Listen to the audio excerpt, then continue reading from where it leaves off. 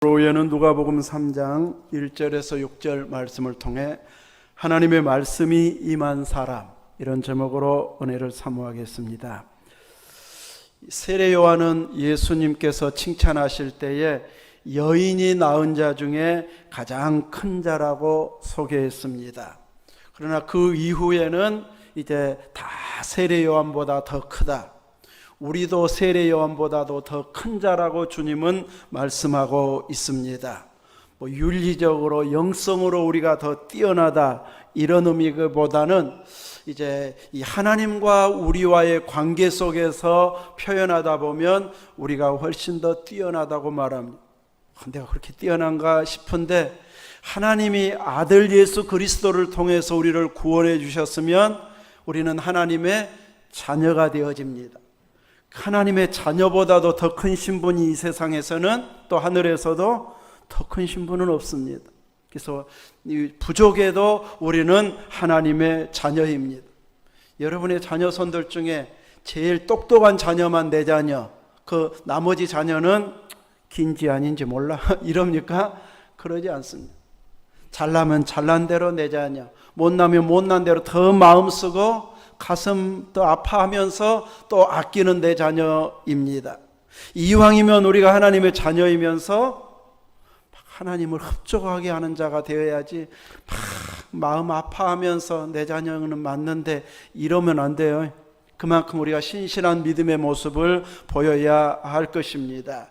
이렇게 세례 요한이 여인이 낳은 자 중에 가장 큰 자라고 소개할 수 있었던 것은, 구약의 모든 선지자들은 앞으로 이런 메시아가 오신다 하고 오실 메시아를 전했는데, 세례 요한은 직접 보고 이분입니다 하고 소개한 자가 세례 요한입니다. 그래서 모든 구약의 선지자, 마지막 선지자로서 선지자 중에 가장 큰 자, 예수님을 직접 목격하고, 그리고 그 예수님을 자기 제자들을 보내면서 소개하고, 이분이 하는 것은 다 옳다 하면서 예수님이 증거할 길을 마련한 이런 자가 그 역할로 보아서 가장 큰 자였음이 틀림없습니다. 그런데 이제 그 세례 요한의 아버지 사가랴가 성전에서 봉사하는 제사장이었는데, 제사장들은 항상 성전에서만 봉사하는 건 아닙니다. 숫자는 많고 성전은 딱 하나이기 때문에 항상 봉사하는 것 아니고, 이제 순번을 정해가지고 돌아가면서 봉사합니다. 그래서 그 아버지 사가랴가 성전에서 봉사할 기회가 되어져서 분향할 때에 천사가 나타나서 이제 말씀을 주고 있는데, 너한테 아들 낳을 것이니 이름을 누구라 하라? 요한이라고 해라. 그랬을 때 이제 사가랴는 내가 이것을 어떻게 알리요?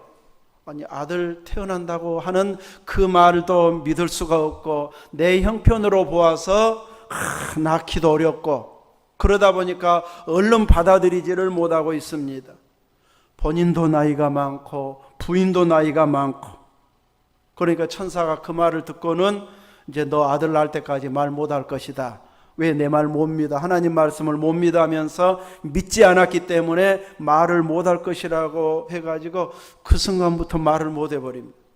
지체돼서 뭔가 있는가 보다, 환상 본가 보다 밖에서 기다리던 분들은 이야기를 하는데 말을 못 해버리니까 뭔 일일까 이러면서 무슨 일이 있는가 보다만 생각했는데, 정말로 아들이 태어났습니다.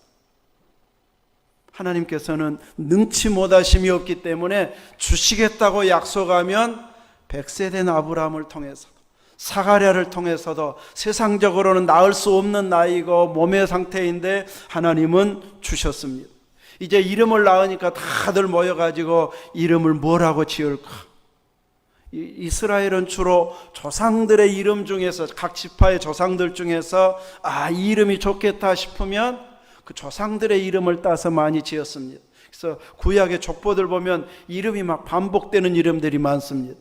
그것은 자기 조상들 중에 이렇게 너도 되어라 하는 소망하는 마음, 소원을 가지고 그와 같은 인물이 되도록 이름을 짓다 보니까 조상 이름을 따가지고 또 불리워지는 이름들이 참 많았는데, 이제 다 이름을 지어야 할 분들이 모여가지고, 뭐 우리 같은 막 문중들이 모여가지고 의논하면서 가까운 친족들이 모여서 아버지 이름 따라서 짓자, 사가랴라고 하자. 그러니까 어머니는 이제 아마 남편에게 들었기 때문에, 표현해서 들었기 때문에 요한이라고 지어야 됩니다 하니까 그분들 주변 분들 이야기가 우리 친족 중에 요한이라고 하는 이름 자체가 없다, 없는 이름을 새로 지을 수는 없다 해서 이제 그래도 이제 지어야 된다고 하니까 그러면 아버지한테 물어보자. 그래서 아버지한테 물어보니까 서판을 가져다 달라, 글씨를 쓰게 해달라 해가지고 요한이라고 딱 쓰니까 사람들이 다 놀래고, 그 이름을 쓰는 순간 혀가 풀려가지고 그때부터 다시 이제 말을 하기 시작했습니다.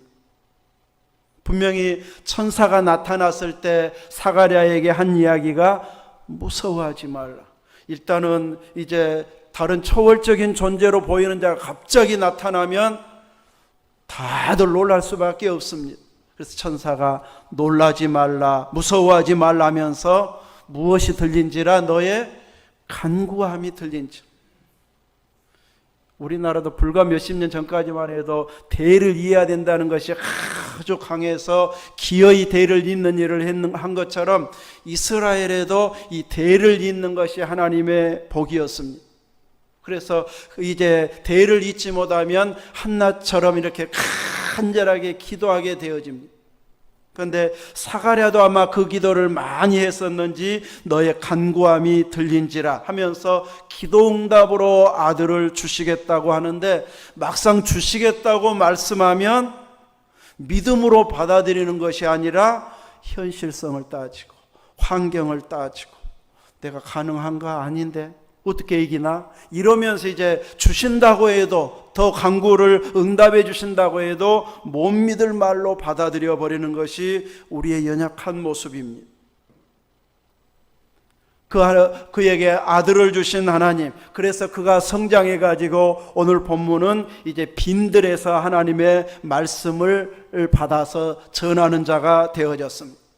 30년이 지난 후입니다. 이제 근데 1절에 보면 이제 디베료 황제가 나오고 또 빌라도 총독이 나오고 헤롯이, 원래 그 나라면 왕은 딱 하나야 되는데 이제 로마에서 통치하면서 한 나라 전체를 한 사람에게 왕으로 맡기지 않습니다. 그러면 자기 세력을 만들어 가지고 언제든지 로마를 대항할 이런 힘을 키울 수 있기 때문에 지역의 왕을 좁게 해가지고 지역 분봉왕을 세워가지고 로마 말을 잘 들을 사람들로, 충성할 사람들로 왕을 세워가지고 여러 지역의 왕들을 분리해가지고 세워놓고 있습니다. 그런 자들에게도 하나님의 말씀이 임하지 않았고, 2절에 나오는 안나스나 가야바가 대제사장으로 있을 때 대제사장들에게도 음성이 들려지지 않았습니다. 말라기, 구약의 마지막 선지자 말라기 선지자가 말씀을 받은 이후에 400년 가까이 하나님의 말씀을 받은 선지자가 나타나지 않았습니다. 영적으로 아주 어두워져 버린 시대, 암흑기가 바로 그 중간 시대라고 할 수 있는데, 바로 그 암흑기에 이제 비로소 하나님께서 말씀을 주셨는데, 예루살렘에 있는 혹은 성전에 있는 누구가 아닌 빈들에 있는 사가랴의 아들 요한에게 임했다. 닫혀진 하나님의 말씀이 열려지기 시작한 시점이 빈들에 있는 바로 요한에게 하나님의 말씀이 열리게 되어졌고, 선지자에게 열리면 그 말이 백성들에게 선포되어지기 때문에 온 이스라엘이 그 말을 듣고 나와서 이제 회개하는 운동, 이제 예수님 메시아를 맞이할 준비가 바로 회개로 이루어져 가고 있는 것을 보게 됩니다. 마치 사무엘 선지자 시대에 이제 그 당시에 흔히 이상이 흔히 보이지 않았다, 말씀이 임하지 않는 그 당시에 사무엘 선지자가 이제 활동할 때에도 말씀이 닫혀진 시대였습니다. 사사시대로서 말씀이 딱 닫혀진 시대였는데 성전에서 사무엘아 사무엘아 부르니까 예, 하나님 말씀하십시오. 흔히 열렸으면 바로 이렇게 대답했을 텐데 어린 사무엘이 한 번도 하나님의 음성을 들어본 적이 없다 보니까 이제 엘리 제사장이 부른 줄 알고 자다가 깨갖고 얼른 쫓아가서 부르셨습니까 하고 이제 찾아옵니다. 안 불렀다. 3번이나 밤 또 불러도 하나님이 불렀다고 생각 안 하고 제사장이 부른 줄 알고 또 쫓아갑니다. 이 참 많은 사람 같으면 부르거나 말거나 나는 잘 것이다 그럴 텐데 참 순수하게 부르셨습니까 하고 바로 그냥 잠결에도 쫓아가요. 근데 엘리 제사장이 3번째 쫓아오니까 하나님 말씀 주신가 보다. 그때서야 알고 이렇게 이제 부르면은 하나님 말씀하십시오. 종이 듣겠나이다. 이렇게 대답해라. 나한테 오지 말고 하나님 말씀하십시오. 이렇게 말하면 하나님께서 말씀을 주실 것이다. 엘리로 봐서 그 아들들로 봐서 도저히 말씀을 주실 수 없을 만큼 이제 하나님을 무시하는 제사를 멸시하는 그런 시대이다 보니까 말씀이 딱 닫혀져 버렸는데 사무엘 선지자를 통해서 이제 말씀을 주기 시작하는데 바로 한나의 기도로 인해서 개인의 기도 응답으로 하나님이 들어주시는 것이 아니고 그 개인의 간절한 기도를 통해서 나라 전체를 향한 하나님의 계획을 진행시켜가고 있습니다. 오늘 우리 개개인의 기도가 중요한 것이 바로 여기에 있습니다. 하나님 우리 지역을 위해서 또 나라를 위해서 뭔가 하고 싶은 마음이 있는데 부르짖어야 하나님은 역사합니다. 사사시대에도 내 백성이 이방 나라에 고생하네 하면서 무조건 건져주는 거 아니고 백성들이 고생하다가 뺏기다 이제는 더 이상 못 견디겠다 하나님 좀 살려주세요 하면서 막 부르짖죠. 그러니까 사사 딱 보내줍니다. 저도 막 이제 성경을 보다 보면 계속 막 트름이 나오고 밤늦게는 이제 제가 한 성경 마지막 보고 12시 전후에서 이제 집 방에 이제 서재 있다가 방에 들어가는데 어떤 때는 하품이 나오기 시작하면 막 얼마나 막 짜증이 나는지. 어느 사모님이 자꾸 하품하는데 이런 심정이겠다. 다른 교회 사모님 막 그런 것이 느껴질 만큼. 그래서 하루는 그냥 막 짜증도 나고 그래가지고 막 예수 이름을 명하노니 막 하품만 떠나가라 트름만 떠나가라 막 소리 고래고래 막 좀 열내가지고 질렀더니 이제 많이 잠잠해져가지고 좋아지고는 있어요. 이렇게 우리들은 개별적인 필요를 위해서 대부분은 기도하게 되어 있습니다. 그런데 하나님이 어떤 일을 진행하실 시점하고 그것이 딱 마주치게 되어지면 개인 기도를 응답하면서 그 사람을 또 그 사건을 국가적인 큰 일을 진행하는데 딱 들어쓰시는 그런 시점이 있게 되어지는데 한나의 기도가 바로 그러했습니다. 오늘 우리들도 하나님 앞에 내 필요를 위해서 간절히 기도하면서 깨어있다가 하나님과의 관계가 회복이 되어지고 자꾸 음성이 들려지고 열려지기 시작하면 이제 개인 기도의 응답으로 하나님이 만족하지 않고 네가 교회를 살리기 위해서 이런 역할을 했으면 좋겠다. 지역을 살리기 위해서 이런 역할을 했으면 좋겠다. 이 한국 교회를 제대로 성경적인 교회로 돌아오게 하는데 내가 이런 기도했으면 좋겠다 하는 의도를 가지고 응답해 주시는 그런 시점과 딱 맞닥뜨려질 때가 있습니다. 우리는 그런 기대를 가지고 기도할 만큼은 아니어도 계속 부르짖다 보면 하나님께서 이렇게 역사하실 때가 있다는 것이죠. 그러므로 우리들은 비록 우리의 필요라고 해서 개인적인 욕심으로만 생각하지 말고 계속해서 하나님께서 열어주시도록 말씀을 주시도록 은혜와 은사를 공급해 주시도록 우리들은 끊임없이 기도하는 하나님의 은혜를 구하는 자가 되어져야 할 것입니다. 세례요한이 그 받은 은혜를 쫓아서 열려진 하나님의 말씀을 통해서 이제 회개의 세례를 전파하다 보니까 앞에 이제 닉네임이 붙여서 세례요한이다. 보통 그냥 이름만 부를 테인데 이 요한에게는 세례를 이제 준 세례요한이다. 세례요한이 처음으로 세례 준 것은 아닌데 이제 이 세례 요한이라고 하는 이름이 붙여지면서 많은 사람들이 세례도 받고 회개의 역사가 일어나게 되어집니다. 그래서 우리가 무엇을 해야 됩니까? 회개하면서 물었을 때에 옷 2벌 있는 사람들은 이제 없는 자에게 나누어 줄 것이요. 이 당시에는 옷이 막 그렇게 흔하던 시대가 아니니까. 막 미가 사사기에 보면 제사장 레인이 막 옷 주고 식량 조금 주는데도 막 그 집에서 막 섬겨버리잖아요. 그럴 만큼 옷이 풍성하지 않은 시대이다 보니까 2벌 있는 사람도 부유하게 보일 때는, 또 한 사람이 누군가가 없을 때는 이렇게 나누어 주라고 이야기합니다. 또 세리들도 찾아와서 세례를 받으려고 했을 때는 이제 이 딱 정한 분량만큼만 거두지 그 이상 분량을 넘어서서 자기 개인의 이속 챙기기 위해서 많이 거둬들이지 말라고 말합니다. 군인들도 찾아오니까 이제 이 군인들을 향해서는 강탈하지 말고 거짓으로 그들을 고발하지 말고 받는 급료를 족한 줄로 알고 받아들이라고 이야기합니다. 이렇게 강력한 이런 세례 요한의 선포로 인해서 사람들이 이제 막 회개도 하면서 세례 받으면서 이분이 메시아 아닐까? 이분이 그리스도 아닐까? 이제 막 이런 속으로 막 이제 의논이 심중에 생각이 들 만큼의 영향력이 커지게 되어졌을 때 세례 요한은 자기는 그리스도가 아니라고 이야기합니다.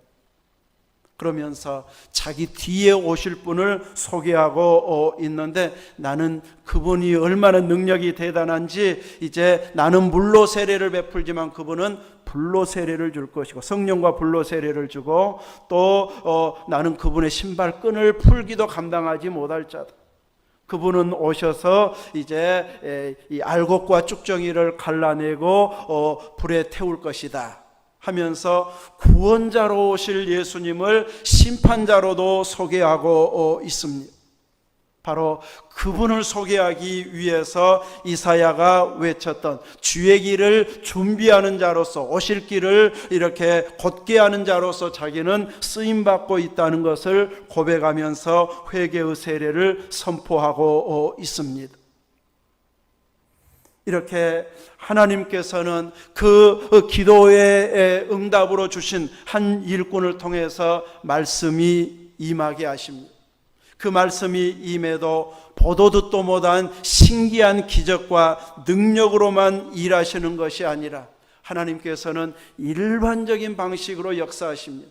우리가 신앙생활 하자마자 막 병 다 고쳐줘 버리고, 가난한 사람 다 부자 만들어줘 버리고, 자녀손들 다 잘되고 막 이런 식으로 기적을 베풀어 주시면 좋은데, 하나님께서는 기적의 역사도 이루시지만 항상 기적만 베푸시지 않습니다. 하나님은 우리가 생각하는 것처럼 기적은 특별하게 능력이 나가야 기적이 되고, 일반적인 역사는 쉽게 하고 기적은 힘들게 베풀고 그럴까요? 하나님 앞에서는 일반 응답이나 기적이나 하나님의 능력은 다 똑같습니다. 우리가 보기에 어쩌다 보고 또 사람의 힘으로 할 수 없는 능력을 보니까 기적이라고 이야기하지, 하나님의 능력은 기적이나 일반 응답이나 똑같습니다. 하나님이 마음만 먹으면 다 이루십니다. 천지를 명령해서 창조를 하신 분이 다른 일들은 그냥 기적이라고 해서 힘들게 역사하시는 것이 아닙니다. 그래서 우리 믿음의 사람들에게 막 기적을 베풀어 주셔가지고 노안서관께 갑자기 미어 터져가지고 2층 올리니 건물 또 짓느니 막 이렇게 막 이 부흥되면 좋은데 안 그러시잖아요. 하나님의 역사하심은 일반 세상 역사도 하나님이 만드신 질서이기 때문에 그것 자체를 무시하면서 믿음의 사람들에게 기적으로만 역사하시는 분이 아니시라는 것입니다. 일반적인 역사 안에서는 부지런히 노력한 사람이 더 많이 거두게 되어 있습니다. 기도만 열심히 하고 예수는 잘 믿는 학생이 하나님 나 내일 성적 잘 맞게 해주세요. 그러면 그 전날 밤 기도 많이 한 것 보고 답을 다 환상으로 보여줘가지고 1등 나게 하고 이런 방식으로 역사하시지 않는다는 거죠. 근데 가끔 그런 사람도 있어요. 오전에 소개했던 그 교수님이 이야기하는데 어떤 분이 기도 많이 해가지고 진짜 답을 다 보여줘가지고 또 시험 잘 봐서 서울대 들어갔다든가 막 그런 사람도 있다고는 하더라고요. 근데 전체가 아니고 어쩌다 한번 응답될까 말까 나머지는 항상 일반 방식이 통하도록, 왜냐하면 그 질서도 하나님 주신 질서이기 때문에 그 질서를 무시해가면서 특별한 역사만 이루시는 분은 아닙니다. 그래서 우리들은 기적만 바랄 것이 아니고 수고하고 땀 흘리고 노력하고 지혜를 짜내고, 나보다 앞서간 잘한 사람들은 어떤 방식으로 하길래 저렇게 잘 되지 하면서 배우고 도전받고 연구하고 시행착오를 겪어보면서 또 노력하고, 그러면서 이제 하나님께서 이런 과정을 통해서 나에게 은혜 주셨습니다 하고 계속해서 하나님의 일하심을 보여주는 자가 되어져야 할 것입니다. 그런데 하나님의 일하심의 특별한 방법 중에 하나는 늘 이야기한 것처럼 먼저 말씀하시고 그대로 이루신다고 하는 사실입니다. 저는 앞으로 계획이 막 있어도 내가 그렇게 해낼 수 있다는 장담을 할 수 없기 때문에 미리 이야기하지는 않습니다. 근데 하나님은 미리 딱 말씀하십니다. 앞으로 자식 준다 해놓고 진짜 사가랴에게 아들을 주십니다. 이렇게 하나님은 먼저 말씀하시고 이루시는 것처럼 이제 메시아가 오기 전에 그 얘기를 준비하는 자, 곧게 하는 자가 있을 것이다, 평탄케 하는 자가 있을 것이다 했는데 그가 바로 세례 요한인데, 사람들은 말라기 선지자가 이제 메시아 오기 전에 엘리야가 온다고 했는데 왜 엘리야가 안 오지 제자들도 막 궁금해가지고 언제 옵니까 하는데, 예수님은 이미 왔다 갔는데 사람들이 몰라보고 임으로 대우했다. 예수님이 설명해 주니까 세례 요한이었고, 열려진 사람만 알아차리지 그렇지 못하고 평범하게 세상 방식으로 보면 그냥 자기 주변에 있었어도, 찾아가 만났어도, 거기 앞에서 같이 기도했어도 성경이 예언한 그분인지는 몰랐네, 이럴 만큼 하나님께서는 때로는 닫혀지게 하는 부분도 있습니다. 제자들도 성경을 기록하면서 그런 부분이 많습니다. 예수님 부활하신 후에야 깨닫게 됐다. 그 말씀이 이렇게 응답되었구나. 부활 후에야 깨달았다고, 믿었다고, 성경을 믿었노라고 끊임없이 고백하고 있습니다.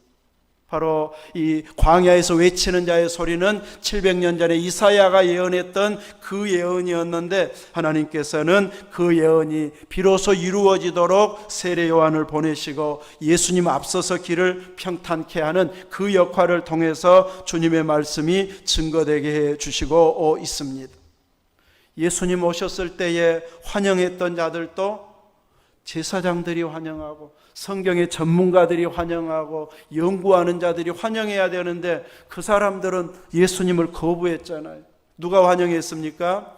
목자들이 환영했고 동방박사들이 환영했고 성전에서 나이 많은 시므온이나 안나가 환영한, 이런 사람들이 열려 있으니까 하나님의 뜻을 알고 이렇게 그들이 하나님의 일하심을 고백하고 증거하는 자가 되어졌습니다.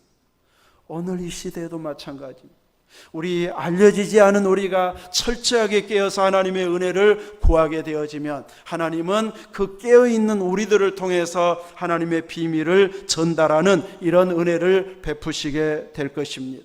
그래서 우리 교회 너무 적어가지고 막 애타가지고 기도하는 분들이 많은데, 그 숫자 적은 것 때문에 애타할 것이 아니고, 목회자가 영성이 떨어져갖고 설교가 점점 힘이 없네, 나한테 은혜가 안 돼서 맨날 졸리네, 그럼 그것이 안타까워서 막 기도해야지, 숫자 적은 것만 보고 막 안타까워, 그것도 기도해야 되겠지만 그것만 안타까워 하는 것으로는 주님을 만족시킬 수가 없어요. 성도들 막 눈이 열려지고 마음이 열려지고 표정도 열려지고 열정도 열려져 가지고 은혜 받으니까 저렇게 달라져 버리네, 이런 걸 막 사모하면서 우리들이 기도하는 자가 되어져야 됩니다.